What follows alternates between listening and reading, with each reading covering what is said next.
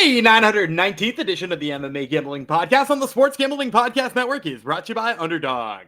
Underdog is hooking up new customers. Play just $5 and get $50 in bonus funds when you sign up with promo code MMA SGPN.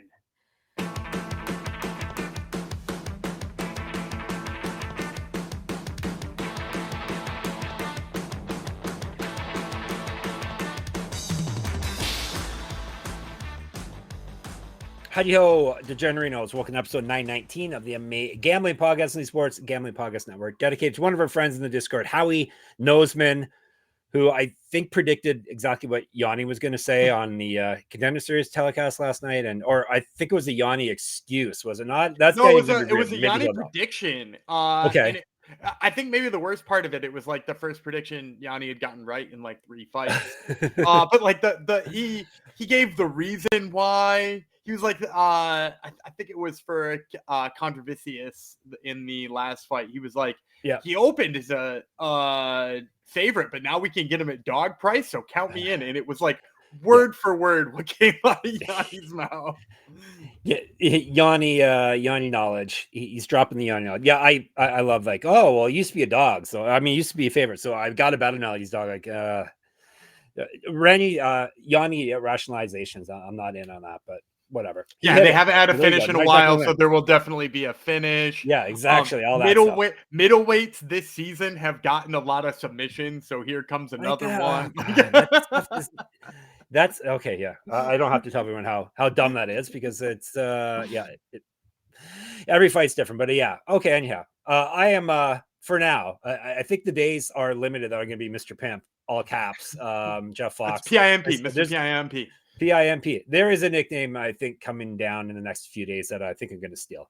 So we'll see. That is Mr. Denny Gumby Vreeland. If you're in the Discord last night and/or you watched and/or listened to our Contender Series episode, then it was profitable night for you last night. Gumby went, by my math, he went 3-2, but 2 of his hits were dogs, right? Yeah, that's correct. So, including one at plus 200, although, it was a really tight fight between Chavez and Montenegro. Right.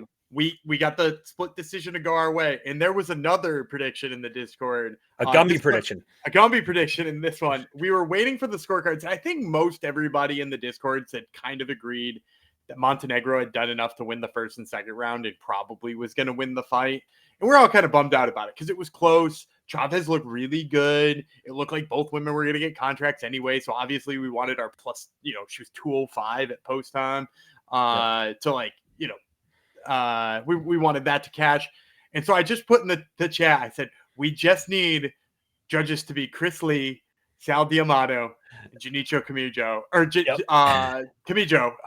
And we just need those two. And they read off the first score, and it was 29-28 for Montenegro by Mike Bell. And I was like, damn, that's neither of them. And they're like, Judge Sal Diamato scores the fight. And I was like, here we go. One for Chavez, and the last one was Camijo. And he also scored it for Chavez. So we got 2 out of 3, which is all you need for a win. Exactly. And I think it was Mac that said he's on such a heater. He's predicting which judges we have at this fight. Exactly. Gumby is on a heater. No, I can't remember what round I thought Chavez won. I thought she was around 1 or 2 that she won. She definitely won. I thought she won. Clear. Yeah. Yeah. The 3 was, it got a little sweaty when she got taken down, but nothing happened on the ground. So, and she got back up. So it was good. But I figured, I thought she split one of the first 2 rounds and she probably won the last one. So yeah, the second round was clearly not her. She got dropped in that one, and then like the round out by Montenegro on top. And then in the first round, I mean, if you go back and you watch it, I think a lot of people scored it for Montenegro, but like if you go back and you watch it, I think there's like a pretty easy argument for Chavez. Like I don't think it was a robbery or anything like that. Like she landed more strikes. I kind of thought Montenegro landed the harder ones, but like, it was a coin flip. It was hard to tell whose blood was whose as well, which was an issue. Like, okay, who's bleeding? Who's bleeding and who actually got the other person's blood all over him? But I think Montenegro's blood was all over Chavez. So. It also doesn't, like after the fact, I want to be like, oh, it was a close round. We could score it our way. Yeah. But it doesn't really help when you're on the same side as Sal Diamato and I want to be like, that wasn't a bad decision, but then also it's like it was Yamato, so. Hey, you'll take it. So did you get over plus 40 units now? No, so the saddest part of that night, so we did go up like 1.8 on the night because of where the underdogs were and the odds we got on Reyes.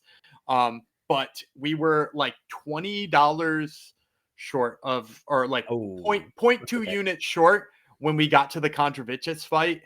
And so if Contravicious had lost to Danny Bavier, we would have crossed that marker. But for some reason, the dogs continued to bark and cost us. Now, so we're 8.8 right now, or 38.8. 38.8. So we're in striking distance. That's all right.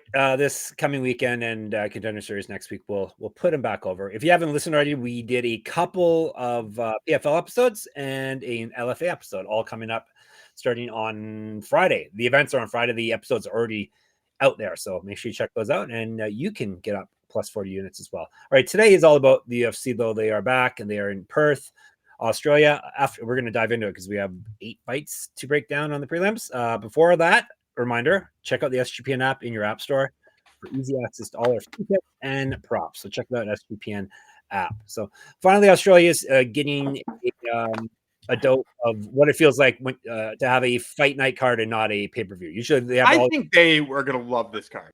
Hot take. Yeah, it's all Aussie and New Zealand fighter, all Aussie and Kiwi fighters. So home crowd. Well, it depends on the outcome, I guess, of the fights, but there's a good chance they're going to go home happy with all their favorites in the fight. So I'm just saying it's not a stacked pay-per-view like they've been getting used to, but I guess Perth is paying enough money for a fight night at the very least. So that's good. Right.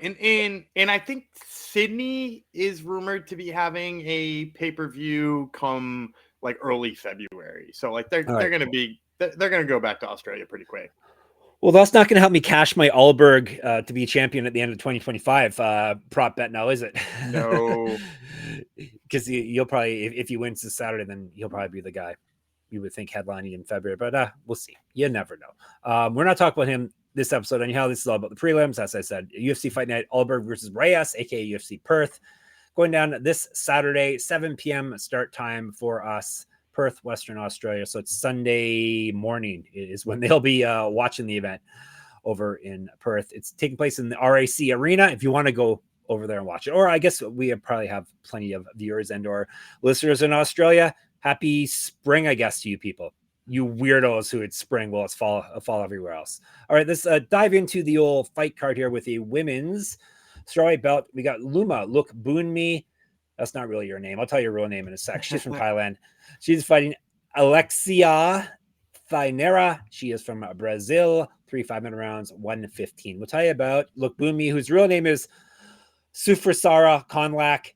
Loma Lookboonme is one of her many nicknames, along with Kanda Pur Moingpech, Kanda Koit Jim, and Luma Sitaju.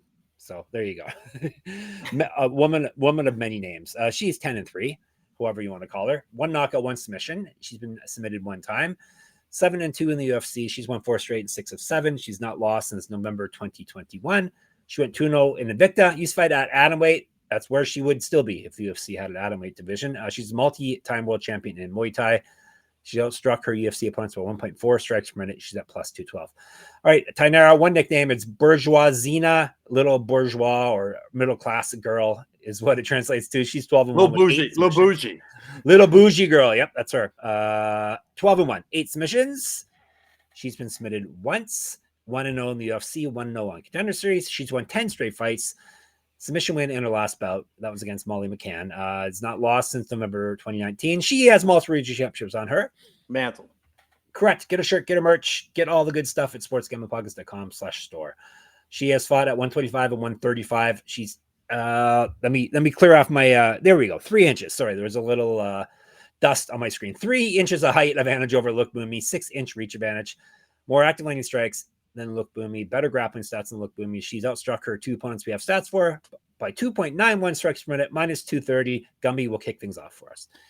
Yeah, it's Thainara all day for me here. And you know me, I'm a Loma Lookboonme fan. I tried really hard. to pick. There's just no way. There's just no way. The size. This was like negative 185 like earlier in the week too. And the public knows it too. It's the size. The fact that Lookboonme manhandled what was effectively a flyweight, right? Like, how long did Molly McCann fight at flyweight?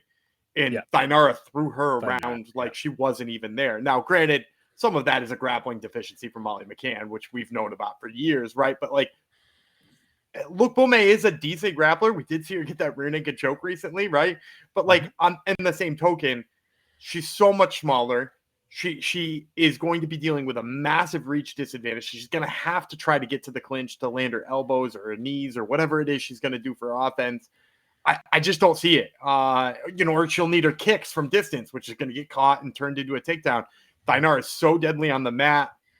I actually am really big on Thainara. I think she's I think she's already a top 15 strawweight. Like, honestly, like from what I've seen from her on Contender Series, where she like just abandoned grappling and decided to strike for 15 minutes for the most part so that she could show Dana White that she has that and get herself signed. And then what she did to Molly McCann, like, I think she's fantastic. I think this is way too much for Loma Lookboonme here. Well, when she wins this fight, she definitely will be top 15 for sure. Like I said, I want to pick Lookboonme because she's good. She has good takedown defense, but she still gets taken down a lot because people like, since she's so good in the feet, everyone tries to take her down. So she tends to get taken down every fight, even though she's good at stopping them. I think Thainara, with her size and her strength, and obviously her skills as a grappler, is going to get her down. Plus the fact Lookboonme doesn't have the finishing ability to really threaten her on the feet, like to end the fight. She's gonna have to try to stay out of her grasp for 15 minutes, which I think is going to be a tall task. So I'm in on Thainara as well. Hopefully we have an exciting prospect here at women's strawweight. All right, we're going from the lightest weight class to the heaviest. We got the big boys now. Brando and Pericic. He is from, I got to make sure I get my Australians and my New Zealanders correct here. He is from Australia. He is fighting our friend, the Snack Panther from the United States. That would be Elijah Ellison. 3 5-minute rounds, 265.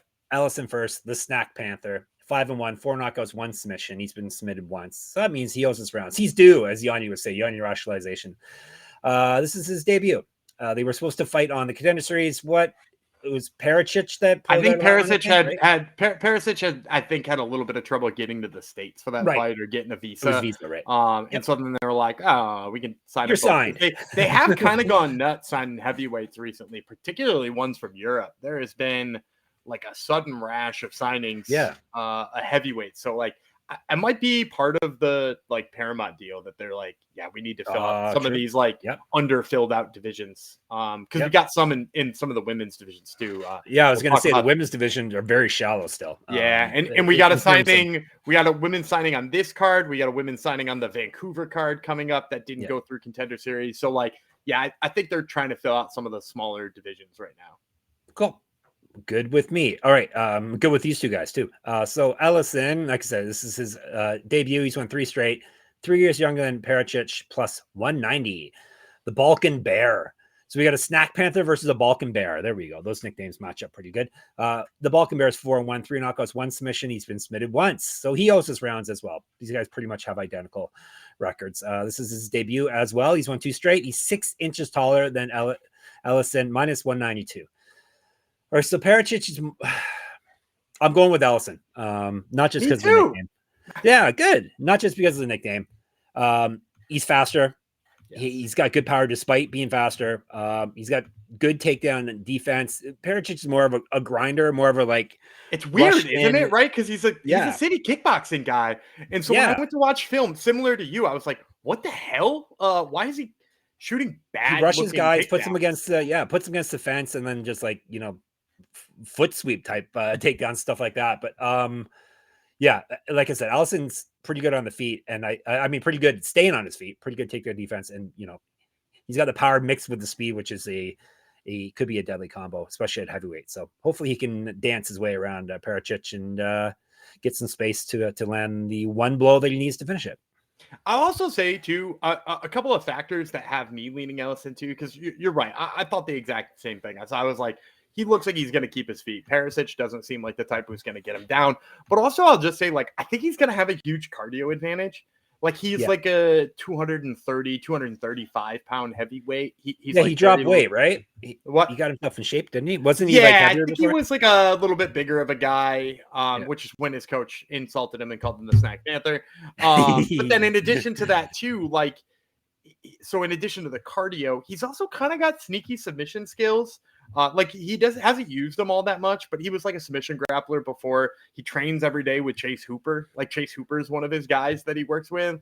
Now, granted, they're probably not rolling very much, being that one of them weighs 240 and one of them weighs $140. But like, you know, they've got the same coach, and he's been in Chase Hooper's corner for fights before. So like they're boys, and I assume his submission skills are probably up to snuff here too. So I like all that you said about it, but add those other pieces as reasons I like the Snack Panther here.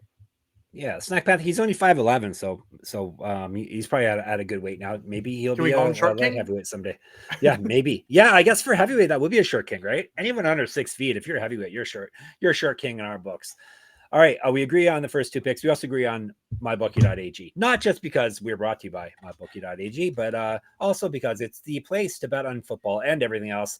Their prop builder is second to none. Their motto is bet on anything, anywhere, anytime. They have easy deposit, lightning fast payouts using crypto. Check out all the UFC lines there right now. And when you do head to mybookie.ag, use our promo code MMA SGPN for 100% bet back bonus up to $500 for new customers. So it's on mybookie.ag, promo code MMA SGPN. And we're also brought to you by Novig, Novig, all one word. Novig is America's #1 sports prediction market. Since Novig is an exchange, you know you're getting some of the best prices in the market. Novig is available in 35 plus states. Download the Novig app and get $50 when you spend $5 if you use our promo code SGPN. So get in on the action with Novig, promo code SGPN. I forgot, if you're in our Discord, sportsgamblingpodcast.com/Discord, you will see Gumby said that a lot of dogs should be barking at UFC. Maybe. So I forgot to tell you that off the top. So we'll see. That's you have a lot of dogs here. Not a lot, but I do have. By your standards, maybe. How many fights are on this card? 14. I probably have. Yeah, probably about 3 or 4, maybe. So not a lot, maybe. That's plenty for you. That's plenty for you. It is plenty for me. All right, I just gave you one right now. Elijah Ellison. All right, we're going to the heaviest women's weight class now. That would be bantamweight. Luana, Carolina, Michelle Montegue. So we got Brazil versus Australia. 3-5. Is it Australia? See, I'm going to question myself the whole time. She's New Zealand. See, I was wrong. If you were looking at the graphic on the screen, which I was hyping up beforehand, it says it right on there. Let me look at it. Oh, yeah, nice. I should just go off that, but I can't because my spreadsheet has all the info that we need here. I'm not just freestyling. Let's tell you about Dread, Carolina. First, she's 11-4, 3 knockouts, 1 submission. She's been knocked out once, submitted once. 6-3 in the UFC. She's won 3 straight. Before that, she lost 2 straight. She's not lost a fight since March 2023. She's missed weight twice at 125, but we're up at 135 now. So hopefully she's okay now. Used to fight at 115 and 135. Actually, no, this is 135, right? That's what I said. Yes, sorry. 1-0 Contender Series 2015 Pro MMA debut. She has outstruck her opponents. So we got 10 fights data here by 1.27 strikes per minute plus 203. The resume does not impress the people at the books. The people betting. The Wild One, Montegue, 6-0 with 6 submissions. This is her debut. She went 4-0 in PFL, 1-0 in Bellator. Used to fight at featherweight, 2 inches taller than Carolina, minus 223. And it's over to Gumby. Yeah, this is a Montague pick for me all day here. For those of you who aren't familiar with Montague, she had a really nice run through PFL for a while, taking a few fights over there. But she mostly competed at featherweight rather than at a division that the UFC even has anymore. And what I'm really impressed by is that like her physicality still played in those divisions, both in her takedowns, her ability to keep fighters on the mat. She's got a really nice rear naked choke, really nice control from the back mount. She threads her hand underneath the chin very nicely, which is a underrated skill that I think people forget about in terms of, rating whether or not a grappler can get a finish. She's really good at that. And Luana Carolina, look, I know she's only been subbed once before in her career, right? Was it once?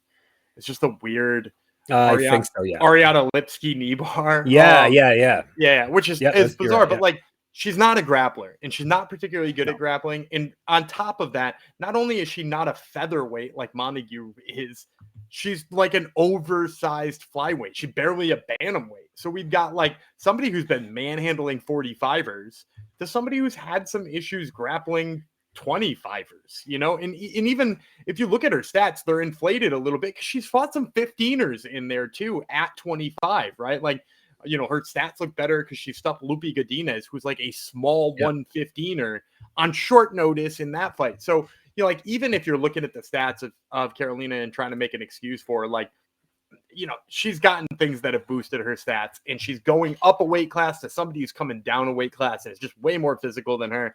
I'll take Montague. I'm taking Carolina. What do you think of that? I don't like it at all. I'm not. Monica's not that great. Monica's not. She's very mechanical on the feet. She gets hit too much. I know it's a grapple or bust. It's going to be grapple or bust with her. Carolina does get taken down a lot, but she also stuffs a lot of takedowns. I think she's worth a stab here. And Montague is her level of competition. It looks good that she's fought in PFL, but in Bellato, aren't they pretty good? I don't think they were. Let's take a peek now, shall we, ladies and gentlemen? I'm making the intern get on. I'm not just. She has fought someone named Marilia Moraes. She fought Sobek. Sobek and Abby Montes are good. She's fought a lot of people that are as inexperienced as she is, which is Olivia. Makes sense, Olivia Parker has put together some really nice fights in there too, and she's a pretty good wrestler. Olivia Parker's 4-1, and her only losses are Montague Zingano and Chelsea Chandler. So, like, she's in that kind of company. I'm still taking a stab. Not that Carolina's that great. I just don't. I think it more than 2-1. I think she's worth it because I've seen these no names piece up Montague on the feet until she gets her takedown. So hopefully Carolina can make her pay. We'll see. I'm not betting the farm on it or anything. Let's not be ridiculous here. Let's go to Colby Thicknesse next. He is from Australia. I'm making sure I'm getting the Aussies and the New Zealanders correct here. He is fighting Josias Musasa from Dominican Republic of Congo. And I'll remember you going, when I picked the Democratic Republic of the Congo, yes, not the Dominican Republic. Oh, sorry, the Democratic, yes. I was going to say, it was you saying, I've been distracted now by you. Turn your nose up at my pick. Hopefully Carolina wins, and I can cut that part of you saying and spread it around the internet. Anyhow, maybe we'll get back on the same page with this fight. This is 135 in the men's side. Thicknesse is 7-1. 2 knockouts, 2 submissions. Never been finished in a fight. 0-1 in the UFC. That was his last fight and his only career loss. He's regional champ. He's fought 145. He got outstruck in his UFC debut by 0.2 strikes per minute. That was against the young brother of the young Topuria guy, Alexandre Topuria. Topuria. How do you say the name again? He's been so long since his brother fought. Topuria. It's been a whole 2 months. And Thicknesse plus 135. Musasa, the KO wizard, 8-1. Excuse me, he was 8-0. 8-1, 7 knockouts. He's been submitted once. 0-1 in the UFC, submitted in his last bout. Missed weight in that bout as well. 1-0 contender series. He's fought 145 as well. An inch taller, 5-inch reach advantage over Thicknesse, more active when he strikes, and better grappling stats. These guys have very small sample size of stats here, though.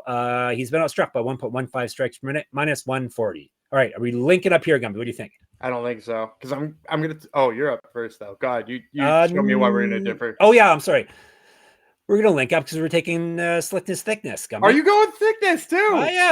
I am. He looked really good against Topuria. Lasted the whole time. I think takedowns are going to be the key here. Musasa's not a grappler, even though technically he's so bad at jiu-jitsu.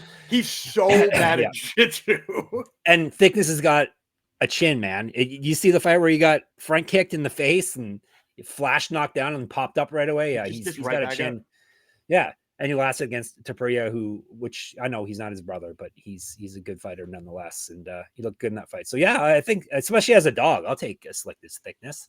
Yeah, and I just kept thinking when I was watching Musasa's, I rewatched the fight with Carlos Vera. And I just remember breaking down that fight and being like, but I don't really know what his grappling defense looks like because we haven't really seen it. And then I like, he's going to get submitted. Like the second it was on the ground, boom. I was like, as soon as he's down, I'm like, he's going to sleep.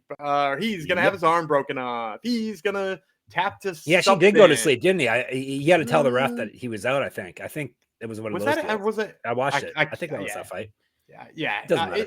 The bottom line is his jiu-jitsu is really brutal. And Thicknesse, like, I think is getting a little bit of a bad rap here because, like, he took a loss in his first fight. But, again, that was on short notice. They needed somebody to fight Topuria last second because he was supposed to fight Cody Hedone. And so, like, you know, now he's got a full camp for the first time. He's healthy. He's got a favorable style matchup. Yeah, I like Thicknesse here. All right. Gumby likes the thickness for sure. All right, we're both in. We're going to Jamie Mullarkey. Aussie. Oi, versus Rolando Bedoya. He is from, I want to say, I've got to make sure I say the right country. Peru. Because Peru and Mexico's flags are similar.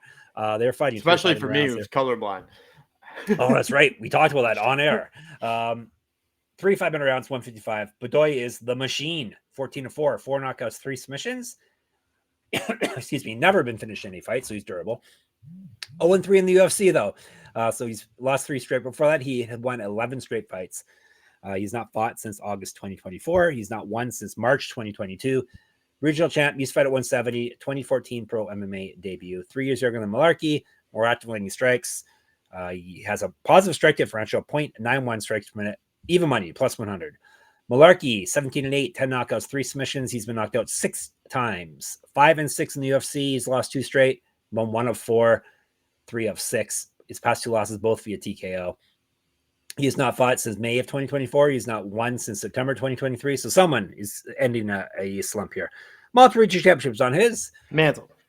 Correct. Get a shirt, get a merch, sportsgamblingpockets.com/store. Used to fight at 145, 2013 pro MMA debut. An inch taller than Bedoya. He's been outstruck by 0.14 strikes per minute. Better grappling stats than Bedoya, minus 106. Now it's Gumby. I'm going Bedoya. Really? Yeah. It's so this is a pick'em, right? Like a true pick'em at this point. Yes. So like no dog or anything. Yeah. At first I was like, oh, okay, Mullarkey. This dude's 0-3. Hasn't won in the UFC. He's kind of, you know. Meanwhile, I'm thinking he's trash. I went back and I watched his fights. Like he really puts nice combinations together. He's insanely durable. He's got some nice punching power. And yeah, he like hasn't won in his last 3 fights, but that doesn't mean those fights weren't close either. Meanwhile, you watch the most recent fights of Jamie Mullarkey, and again, Jamie Mullarkey might be a little faster. His boxing might even at times be a touch better too, and his chin is absolutely gone. It's a concern. Toast. You know, he's been knocked out in 3 of his last 4 fights. He's been knocked out 6 times in his career already. And what's that? Like a quarter of his fights in his career already he's been knocked out in, and like that's a ton of damage that this dude has taken, and like the vast majority of it has happened in the last 2 years, right? And we've talked about this. This is not about having a power puncher who is less of a power puncher than the last guy or more of a power puncher than the next guy. It's like he has been touched so many times that like this is going to be degenerative, and he is going to continue to get knocked out. And I kind of think Bedoya is the right guy to do it. You know, like I said, he's got good boxing. He's not afraid to get hit to give one. You know, look at those output numbers. You know, he's landed over 7 strikes a minute or something like that. He's taken 6.5 or something on the return, but his chin is so good that like he is willing to be in that kind of battle. And unfortunately, like I kind of think Jamie Mullarkey's willing to be in that kind of battle. I'm going with Mullarkey, but I am concerned. As you said, the chin is the main concern. I think he's got power advantage here. Takedowns, maybe he can lean into that a little bit here. He definitely should be better in that realm, and I think he's better in the clinch as well. So maybe a clinch could be a safe place for him to hide out. Maybe being out a year and a half almost will help the chin a little bit. Not that Bedoya is a monster puncher, but you know, like you said, it may not take much at this point. So I'm going against my what I usually do here, and I'm taking a guy with whose chin is shot, but I'm doing it anyhow. Mullarkey's the pick. All right, let's get you another one here. We are going another Aussie. Imagine that. Jonathan Micallef versus Oban Elliott. He is from Wales. 3 5-minute rounds at 170. Let me tell you, well, we're getting a lot of close odds here, which is good. But I'll tell you about Micallef first. He's the captain. 8-1, 2 knockouts, 3 submissions. He's been knocked out once. 1-0 in the UFC, 1-0 contender series. He's won 3 straight fights. He is a regional champ. 5-inch reach advantage over Elliott, 2 years younger, more active landing strikes. He's got a positive strike differential of 0.77 strikes per minute, plus 107. The Welsh gangster, Elliott. 12-3, 3 knockouts, 3 submissions. He's been knocked out twice. 3-1 in the UFC. He's won 8 of 9, but he did lose his last bout. 1-0 in contender series. He's fought at 155 and 185. Better striking stats. and he has outstruck his opponents by 1.26 strikes per minute, minus 110. I'm going dog here. I'm taking Micallef. I'm taking the hometown hero here. Obviously, the length is a big thing. He's got massive, like 5 inches of reach is a big thing. Finishing ability, all-roundedness of his finishing ability. He can knock out people. He can submit people. I think he's a bit more dangerous than Elliott. And he's much longer. So give me Micallef. Maybe I'm hating on Elliott. I don't know how long I've been telling people that Elliott is not necessarily a good grappler. But it's been a really long time, because I want to say that I told you guys before he fought Val Woodburn and wound up in bad positions at times in that fight. Val Woodburn, I'm marking you down for Micallef. Yes, of course you are. And if you remember correctly, I'm the one who faded Oban Elliott against Cole last fight at plus 400 and cashed on that one. So I've been fading him before he was a slight favorite. I've been fading him back when he was a huge favorite. And now he gets a guy who went in there and slugged it out. He's slugging out with Kevin Jousset in his UFC debut, Micallef, and then he's a grappler, and then he chose not to grapple because he was like, hey, this striking thing's easy, and I think the grappling that Ko put on Elliott, I think Micallef's got that there. I think he's got the pace, and I think he's got the striking to beat him too. Yeah, I'll take Jonathan Micallef here. Actually, I have 4 dogs already, got me, so I do have more dogs. You're pouring it on too. I've only got 3. You're pouring it on. Crazy. All right, before we get to the last 2 picks of this episode, let me tell you about Underdog. Speaking of Underdogs, perfect segue. Underdog fantasy we're talking about now. Underdog is a great place to play fantasy pick'em, where you can win up to 500 times your entry. Some people pick higher or lower on your favorite player stats. It's available for a ton of sports, including MMA. Maybe Gumby hasn't played for you. Sure. We'll stick with baseball. We only got a week left of baseball. We better milk it for all it's worth. We got Baltimore playing the Rays. They're at home on this will be Thursday, the games. And we got one of my favorite guys to play the over on his strikeouts, because somehow people are still doubting Cade Povich. He's been putting up pretty good numbers all year. The Rays are a little tough to strike out, but also they're kind of at that stage of the year where they don't give a shit. So we'll take Cade Povich's higher than on his strikeouts. I know that. That's a real person. That's a real name. Underdog's got a brand new offer for new customers. Play just $5 and get $50 in bonus funds when you sign up with our code and only our code, MMASGPN.